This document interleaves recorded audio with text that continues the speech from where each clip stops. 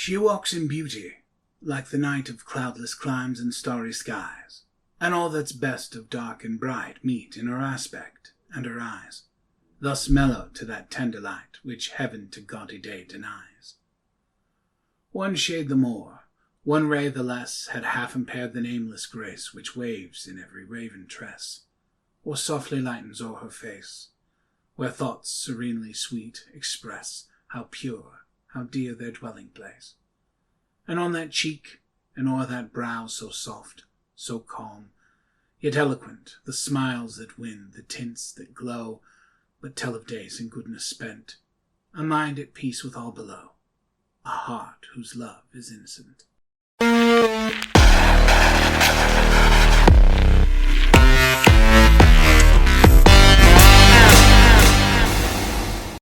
Hello listeners, this is Professor Jonas Armitage, and you're listening to Stories from Dark Places. This week's poem, She Walks in Beauty, by Lord Byron himself. The story is The King in Yellow, by Robert Chamberlain. Having completed The Repairer of Reputations, we shall now be moving on to The Mask. But first, I feel obligated to comment on something, as is my prerogative and my platform. Yesterday was National Sexual Assault Victims Day. April is known as the Sexual Assault Awareness Month, but what I did not manage to avoid learning about was the trend on social media calling it National Rape Day, and people going out of their way to make threatening videos and comments and jokes about how this would be the day where they should rise up en masse and force themselves on the female population. Allow me to say that as a person who lives in a town built of Lovecraftian horror, in a world of eldritch abominations, madness, National Rape Day is just fucking disgusting. And if you're the kind of person who thinks that that is a subject of humor, I implore you to seek psychological help. There is something deeply wrong with you, not in a humorous way, not in a horror movie protagonist or antagonist way, but in the fact that there is just something honestly broken about your mind. Rape isn't a joke. It's a disgusting act of violence which damages the victim emotionally, mentally, sometimes permanently. If you have been a victim, you understand that pain. If you haven't, you should be able to empathize. You should be able to consider horrors, be thoughtful of others, instead of being a fucking cock, making a joke about it. It's just disgusting. We shall get to our story right after these words from our sponsors. Hi, this is Danielle from WZHP. When I'm looking for a comfortable place to take the whole family to eat dinner, but I don't want to break the bank, I go to Abby's. Serving the downtown Innsmouth area since 1957, Abby's is a rustic diner that specializes in American comfort food. Whether it's those deep-fried peanut butter and pickle sandwiches you saw in that diner food show, or niche northern cuisine like Alaskan snakeheads, or even if you just want a hot slice of stargazy pie, Abby's has it all. Abby's, on the corner of Martins Avenue and 12th Street West. Show your membership to Marsh Hall and get a slice of stargazy pie a la mode on the house. Although I knew nothing of chemistry, I listened, fascinated. He picked up an Easter lily, which Genevieve had brought that morning from Notre Dame, and plopped it into the basin. Instantly the liquid lost its crystalline clearness. For a second the lily was enveloped in a milk-white foam, which disappeared, leaving the fluid opalescent. Changing tints of orange and crimson played over the surface, and then what seemed to be a ray of pure sunlight struck through from the bottom where the lily was resting. At the same instant he plunged his hand into the basin and drew out the flower. "There is no danger," he explained, "if you choose the right moment. That golden ray is the signal." He held the lily toward me, and I took it in my hand. It had turned to stone, to the purest marble. "You see," he said, "it is without a flaw. What sculptor could reproduce it?" The marble was as white as snow, but in its depths the veins of the lily were tinged with palest azure, and a faint flush lingered deep in its heart. "Don't ask me the reason for that," he smiled, noticing my wonder. "I have no idea why the veins and heart are tinted, but they always are. Yesterday I tried one of Genevieve's goldfish. There it is." The fish looked as if it were sculpted from marble, but if you held it to the light, the stone was beautifully veined with a faint blue, and from somewhere within came a rosy light like the tint which slumbers in an opal. I looked into the basin once more. It seemed filled with clearest crystal. "If I should touch it now?" I demanded. "I don't know," he replied, "but you had better not try." "There is one thing I'm curious about," I said, "and that is where the ray of sunlight comes from." "It looked like a sunbeam, true enough," he said. "I don't know. It always comes when I immerse any living things. Perhaps," he continued, smiling, "perhaps it is the vital spark of the creature escaping to the source from whence it came." I saw he was mocking, and threatened him with a maul stick, but he only laughed and changed the subject. "Stay to lunch. Genevieve will be here directly." "I saw her going to early mass," I said, "and she looked as fresh and sweet as that lily before you destroyed it." "Do you think I destroyed it?" said Boris gravely. "Well, destroyed, preserved. How can we tell?" We sat in the corner of a studio near the unfinished group of the Fates. He leaned back on the sofa, twirling a sculptor's chisel and squinting at his work. "By the way," he said, "I have finished pointing up that old academic Ariadne, and I suppose it will have to go to the Salon. It's all I have ready this year, but after the success the Madonna brought me, I feel ashamed to send a thing like that." The Madonna, an exquisite marble for which Genevieve had sat, had been the sensation of last year's Salon.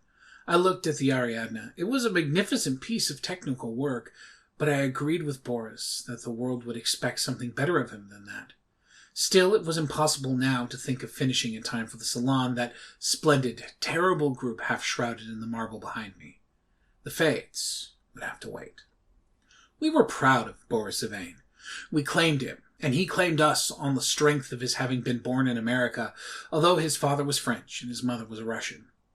Everyone in the Beaux Arts called him Boris, and yet there were only two of us whom he addressed in that same familiar way, Jack Scott and myself. Perhaps my being in love with Genevieve had something to do with his affection for me. Not that it had ever been acknowledged between us. But after all was settled, and she had told me with tears in her eyes that it was Boris whom she loved, I went over to his house and congratulated him. The perfect cordiality of that interview did not deceive either of us, I always believed, although to one at least it was a great comfort. I do not think he and Genevieve ever spoke of the matter together, but Boris knew. Genevieve was lovely.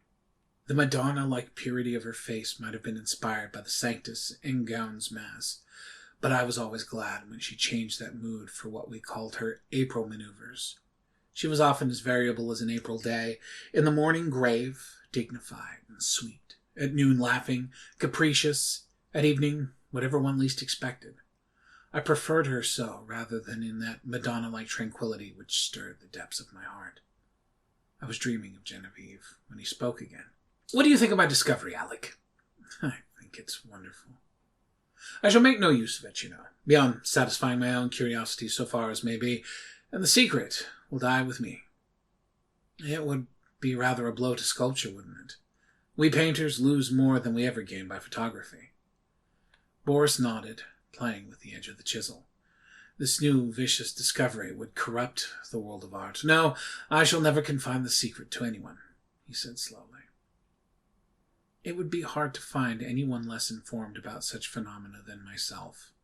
But of course, I had heard of mineral springs so saturated with silica that the leaves and twigs which fell into them were turned to stone after a time.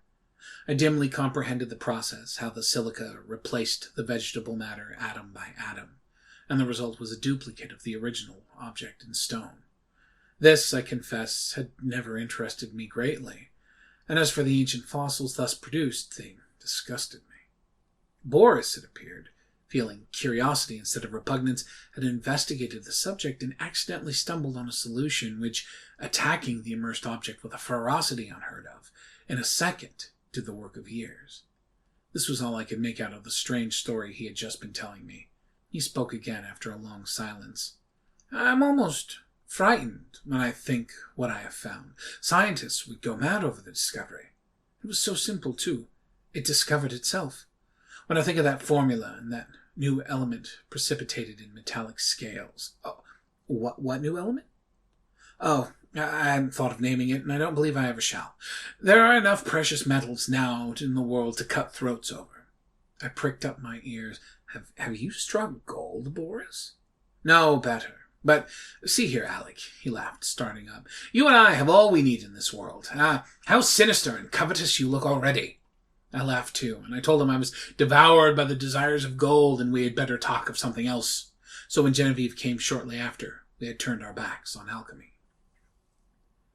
Genevieve was dressed in silvery gray from head to foot. The light glinted along the soft curves of her fair hair as she turned her cheek to Boris. And then she saw me and returned my greeting. She had never before failed to blow me a kiss from the tips of her white fingers, and I promptly complained of the omission. She smiled and held out her hand, which dropped almost before it had touched mine. Then she said, looking at Boris, You must ask Alec to stay for luncheon. This was also something new. She had always asked me herself until today. I did, said Boris shortly. And you said yes, I hope? She turned to me with a charming, conventional smile.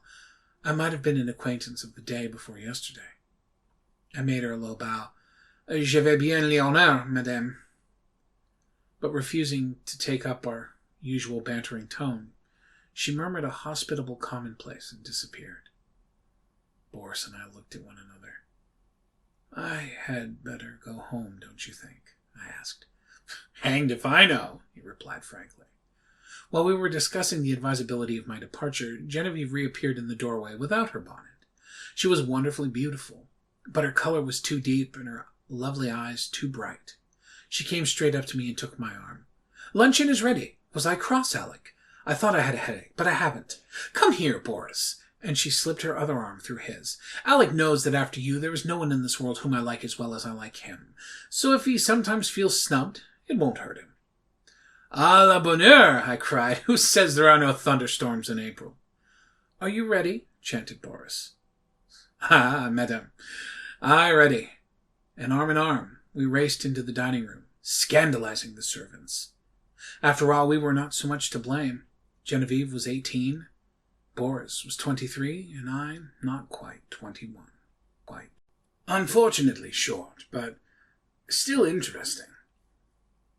I wonder what sort of conflict will come into this Edwardian love triangle. I love stories of abstract fears and science gone awry. This sounds as if it has laid the groundwork for a wonderful story, and I hope you'll be joining me next week to hear the next installment of The Mask. But, as all good things must, it is the end of the night, and we must go our separate ways. Tune in next week for more stories to entertain. Good night, listeners. And please remember, when you tuck yourself in at night, hear the creak, the foot of the stairs, the rustle, the closet, the shuffling of the bedclothes at the foot. Remember this. There's nothing to be afraid of. After all, some of the best things only happen in the dark.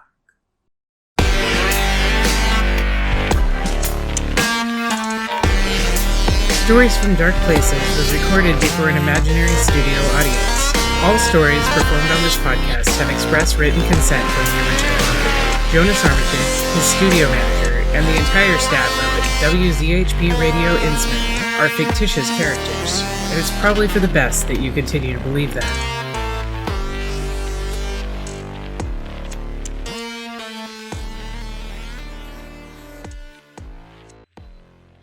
Soul crystal's not pure enough? Spirit ring journals too smeared? Holy water looking murky? Then come to Verboten Knickknacks and Collectibles, home of the largest collection of arcane artifacts, cursed objects, and unearthly articles since the Pines Cryptid Museum disappeared with the rest of Ashley, Kansas. Hi, this is Kai the Intern. I wanted to tell you that Verboten Knickknacks and Collectibles has everything you could ever want. Whether you're a disciple of the Mad Arab himself, or a curious teenager looking to summon your first shoggoth. I just bought a new corpse candle last week and it still looks new. You'd never know I'd summoned the dead twice this week already. Verboten Knickknacks and Collectibles, where the only thing you can't find is a bloated price tag.